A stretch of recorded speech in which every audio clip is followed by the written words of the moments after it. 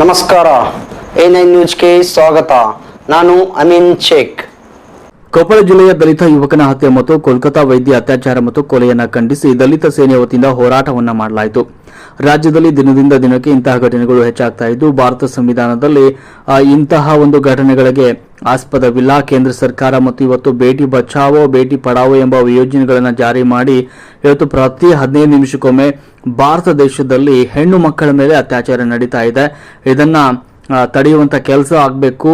ಅಂತಹ ಕೃತ್ಯ ಎಸಗುವವರಿಗೆ ಕಠಿಣ ಶಿಕ್ಷೆಯನ್ನ ನೀಡಬೇಕು ಅಂತ ಇಂದು ದಲಿತ ಸೇನೆಯ ವತಿಯಿಂದ ತಾಲೂಕು ದಂಡಾಧಿಕಾರಿಗಳು ಸಿಂದಗಿ ಇವರ ಮೂಲಕ ಘನವೆತ್ತ ರಾಷ್ಟ್ರಪತಿಗಳಿಗೆ ಹಾಗೂ ಗೃಹ ಸಚಿವರು ಕರ್ನಾಟಕ ಸರ್ಕಾರ ಇವರಿಗೆ ಮನವಿ ಪತ್ರ ಸಲ್ಲಿಸಲಾಯಿತು. ಈ ಹೋರಾಟದಲ್ಲಿ ದಲಿತ ಸೇನೆ ತಾಲೂಕು ಅಧ್ಯಕ್ಷ ಬಾಲಕೃಷ್ಣ ಚಲವಾದಿ, ಯುವ ಹೋರಾಟಗಾರ ರವಿ ಹೋಳಿ, ದಲಿತ ಸೇನೆ ತಾಲೂಕು ಉಪಾಧ್ಯಕ್ಷ ಸಾಹು ಬುಕ್ಕುಂದ್, ಮಹಿಳಾ ಅಧ್ಯಕ್ಷ ಸಫಿಯಾ ಶೇಖ್, ಜಾಫರ್ ಇನಾಮದಾರ್, ಮೊಹಮ್ಮದ್ ಆಲಂದ್ ಸಮಿತ ಕಕಸ್ಕೇರಿ, ಅಂಬರೀಶ್ ಕೊಂಡುಗುಳಿ, ಫಿರೋಜ್ ನಿಂಬರ್ಗಿ, ಫಯಾಜ್ ಕರ್ನಂಚಿ ಇನ್ನು ಅನೇಕ ಜನ ಕಾರ್ಯಕರ್ತರು ಈ ಸಂದರ್ಭದಲ್ಲಿ ಉಪಸ್ಥಿತರಿದ್ದರು. ವರದಿ ವಶೀಂ ಗೋಗಿ.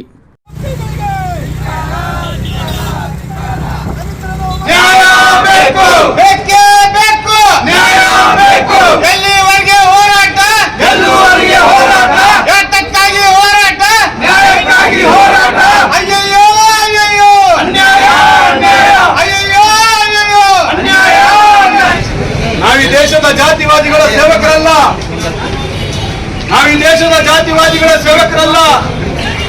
ಈ ದೇಶವನ್ನು ಕಟ್ಟಿ ಬೆಳೆಸಿದ ಈ ದೇಶದ ಮೂಲ ನಿವಾಸಿಗಳು ಹಾಗೂ ಈ ದೇಶದ ವಾರಸರು ಅಂತಕ್ಕಂಥ ಮಾತನ್ನು ಹೇಳಿದಂತ ಮಹಾನ್ ಮಾನವವಾದಿ, ಸಂವಿಧಾನ ಶಿಲ್ಪಿ, ಜಗತ್ ಪಂಡಿತ ಡಾಕ್ಟರ್ ಬಾಬಾ ಸಾಹೇಬ್ ಅಂಬೇಡ್ಕರ್ ಅವರನ್ನು ಮನದಲ್ಲಿ ಸ್ಮರಿಸುತ್ತಾ ಭಾರತ ಮಾತೆಯ ಸ್ವಾತಂತ್ರ್ಯಕ್ಕಾಗಿ ಸಾವಿರಾರು ಬ್ರಿಟಿಷರ ವಿಷರಕ್ತವನ್ನು ಭಾರತ ಮಾತೆಯ ಪವಿತ್ರ ಪಾದಗಳಿಗೆ ಅರ್ಪಿಸಿದಂತ ಮಹಾನ್ ವೀರ, ಸ್ವತಂತ್ರ ಹೋರಾಟಗಾರ, ಕನ್ನಡದ ಕಂದ, ಬ್ರಿಟಿಷರ ಗಂಡ, ಮೈಸೂರಿನ ಹುಲಿ, ಅದರ ಟಿಪ್ಪು ಸುಲ್ತಾನ್ ಜಿ ಅವರನ್ನು ಕೂಡ ಮನದಲ್ಲಿ ಸ್ಮರಿಸುತ್ತಾ ಬಂಧುಗಳೇ, ಏನಿವತ್ತು ದಲಿತ ತಾಲೂಕಾ ಸಮಿತಿ ವತಿಯಿಂದ ಏನು ಮೊನ್ನೆ ಕೋಲ್ಕತ್ತಾದಲ್ಲಿ ಒಬ್ಬ ಟ್ರೈನಿ ವಿದ್ಯಾರ್ಥಿ ವೈದ್ಯರನ್ನು ಒಬ್ಬ ಸಂದೇಶಿ ಅತ್ಯಂತ ಕ್ರೂರವಾಗಿ, ಅತ್ಯಂತ ಪೈಶಾಚಿತವಾಗಿ ಆಕೆಯನ್ನು ರೇಪ್ ಮಾಡಿ ಕೊಲೆ ಮಾಡಿರುತ್ತಾನೆ.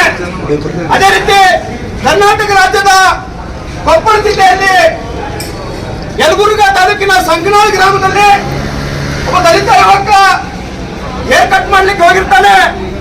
ಅವನನ್ನು ನಿರಾಕರಿಸಿ ನನಗೆ ಹೇರ್ ಕಟ್ ಮಾಡಂತಾಗ ನೀನೊಬ್ಬ ದಲಿತ ಇದ್ದಿ, ನಿನ್ನನ್ನು ನಾವು ಕಟಿಂಗ್ ಮಾಡಲ್ಲ, ನಿನ್ನನ್ನು ನಾವು ಕಟಿಂಗ್ ಮಾಡಿದ್ರೆ ನಾವು ನಮ್ಮ ಅಂಗಡಿ ಮೈಲಿಗೆ ಹಾಕ್ತಿದ್ದೆ ಅಂತ ಅಸ್ಪೃಶ್ಯತೆ ಯುವಕನನ್ನು ಹತ್ಯೆ ಮಾಡಿರ್ತಾನೆ.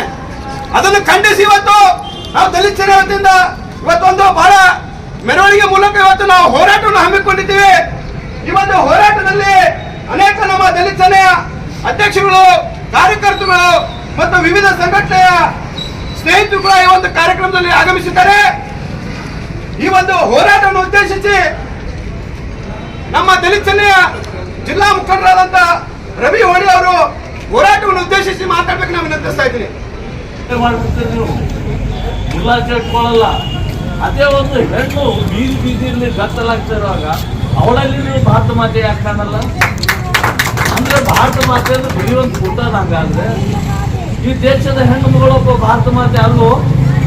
ಮತ್ತು ಆ ಭಾರತ ಮಾತೆಯ ಮೇಲೆ ಅನ್ಯಾಯ ಆದಾಗ, ಆ ಭಾರತ ಮಾತೆಯ ಮೇಲೆ ಅತ್ಯಾಚಾರ ಆದಾಗ ಎಲ್ಲೈತು ನಿಮ್ಮ ಧ್ವನಿ? ನಿಮ್ಮ ಧ್ವನಿ ಬರಬೇಕಾಗಿತ್ತಲ್ಲ. ಹಂಗಾದ್ರೆ ನೀವು, ನನಗೆ ಅನಿಸ್ತದೆ ನೀವೆಲ್ಲ ಡೋಂಗಿವಾದಿಗಳು, ನೀವೆಲ್ಲರೂ ಡೋಂಗಿವಾದಿಗಳು. ಯಾಕೆ ನಾನು ಈ ಮಾತನ್ನು ಬಹಳ ಅತ್ಯಂತ ನೋವಿನಿಂದ ಹೇಳ್ಕೊಳ್ಬೇಕಾಗ್ತದೆ ಸ್ನೇಹಿತರು. ಈ ದೇಶದ ಹೆಣ್ಣು ಮಗಳು ಸುರಕ್ಷಿತಳಲ್ವೇನೋ ಅಂತ ನಾನು ಭಾವಿಸ್ಕೊಳ್ತೇನೆ. ಈ ದೇಶದ ಆಗಲೇ ಸ್ನೇಹಿತರು ಹೇಳ್ದಂಗೆ ಈ ದೇಶದ ಸರ್ವೆ ರಿಪೋರ್ಟ್ ಪ್ರಕಾರ ಪ್ರತಿ 15 ನಿಮಿಷಕ್ಕೊಮ್ಮೆ ಭಾರತದೊಳಗೆ ಹೆಣ್ಣು ಮಕ್ಕಳ ಅತ್ಯಾಚಾರ ಆಗ್ತಾ ಇದೆ. ಹಂಗಾದ್ರೆ ನಮ್ಮಲ್ಲಿರುವ ಮಾನವೀಯತೆ ಸತ್ತೋಯ್ತು.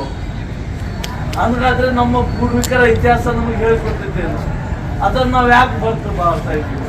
ಇದೆಲ್ಲವನ್ನ ನಾವು ಅರ್ಥೈಸ್ಕೊಳ್ಬೇಕಾಗಿದೆ. ಇದೆಲ್ಲವನ್ನು ಮನಗಂಡಂತ ಡಾಕ್ಟರ್ ಬಾಬಾ ಸಾಹೇಬ್ ಅಂಬೇಡ್ಕರ್ ಅವರು ಸಂವಿಧಾನವನ್ನ ಕೊಟ್ಟಿದ್ದು ಆ ಸಂವಿಧಾನ ವಿದ್ಯುಕ್ತವಾಗಿ ಮತ್ತು ಜಾರಿಗೆ ಆಗಿದ್ದೇ ಆದಲ್ಲಿ ಇಂಥ ವಿಪರ್ಯಾಸ ಘಟನೆಗಳು ಈ ದೇಶದಲ್ಲಿ ಭವಿಷ್ಯ ಘಟಿಸ್ತಿರ್ಲಿಲ್ಲ ಅಂತ ನಾನು ಭಾವಿಸ್ಕೊಳ್ತೇನೆ. ಇದೇ ತರನಾಗಿ ಇನ್ನೊಂದು ಅಮಾನವೀಯ ಘಟನೆ ನಮ್ಮ ರಾಜ್ಯದಲ್ಲಿ ನಡೆದಿರ್ತಕ್ಕಂಥದ್ದನ್ನ ನಾವು ದುರಂತ ಬೇಕಾಗಿತ್ತು.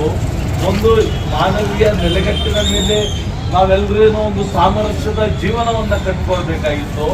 ಆ ಸಾಮರಸ್ಯ ಇವತ್ತಿನ ಈ ಬದುಕಿನಿಂದ ದೂರವಾಗ್ತಾ ಇರೋದು ಬಹುಶಃ ಇದೊಂದು ದುರಂತ ಅಂತ ನಾವು ಏನು ಕೋಲ್ಕತ್ತಾದ ವೈದ್ಯಕೀಯ ಕಾಲೇಜಿನ ವೈದ್ಯಕೀಯ ವಿದ್ಯಾರ್ಥಿನಿಯ ಮೇಲೆ ಆದಂತ ಈ ಒಂದು ಅತ್ಯಾಚಾರ ಪ್ರಕರಣ, ಸ್ನೇಹಿತರೆ ನಾವೆಲ್ಲರೂ ಹೇಳ್ತೀವಿ, ಇದು ಈ ದೇಶವನ್ನ ನಾವೊಂದು ಹೆಣ್ಣಿಗೆ ಹೋಲಿಸ್ತೀವಿ, ಭಾರತ ಮಾತೆ ಅಂತ ನಾವು ಹೋಲಿಸ್ಕೊಳ್ತೀವಿ. ಅದೇ ಭಾರತ ಮಾತೆಯ ಹೆಣ್ಣಿನ ಪ್ರತಿರೂಪವಾದಾಗ ಆ ಹೆಣ್ಣಿನಲ್ಲಿ ನಾವು ಯಾಕೆ ಆ ತಾಯಿ ಕಾಣುವುದಿಲ್ಲ ಅಂತ ಎಲ್ಲರಲ್ಲಿ ನಾವು ನಮ್ಮ ತಾಯಿಯ ಸ್ವರೂಪವನ್ನ, ನಮ್ಮ ಸೋದರಿಯ ಸ್ವರೂಪವನ್ನ ನಾವು ಕಾಣ್ತಿಲ್ಲ ಅನ್ನೋದರ ಅರ್ಥ ನಾವು ಮಾನವೀಯತೆಯನ್ನ ಕಳ್ಕೊಂಡಿದ್ದೀವಿ, ನಮ್ಮಲ್ಲಿ ಮನುಷ್ಯತ್ವ ಉಳ್ಕೊಂಡಿಲ್ಲ ಅಂತಕ್ಕಂಥದ್ದು ಮಾಡ್ಕೊಂಡೋಗಿದ್ದ. ನಾನು ಈ ಮೂಲಕ ಕೆಲವು ವಿಷಯಗಳನ್ನ ಪ್ರಸ್ತಾಪ ಮಾಡಲಿಕ್ಕೆ ಬಯಸ್ತೇನೆ. ಕೆಲವು ಜನ ಏನಿದಿರಲ್ಲ ಸರ್, ನಾವು ರಾಷ್ಟ್ರಭಕ್ತರು ಅಂತ ಹಣೆಪಟ್ಟಿ ಕಟ್ಕೊಂಡವರು, ನಾವು ಈ ದೇಶವನ್ನ ಕಾಪಾಡಲಿಕ್ಕೆ ಹುಟ್ಟಿದೀವಿ ಅಂತಕ್ಕಂಥ ಹಣೆಪಟ್ಟಿಯನ್ನು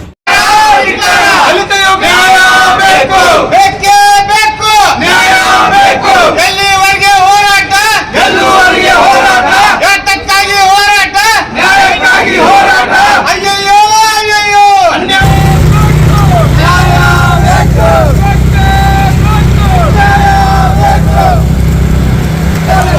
ಯಾತಕ್ಕಾಗಿ ಹೋರಾಟ,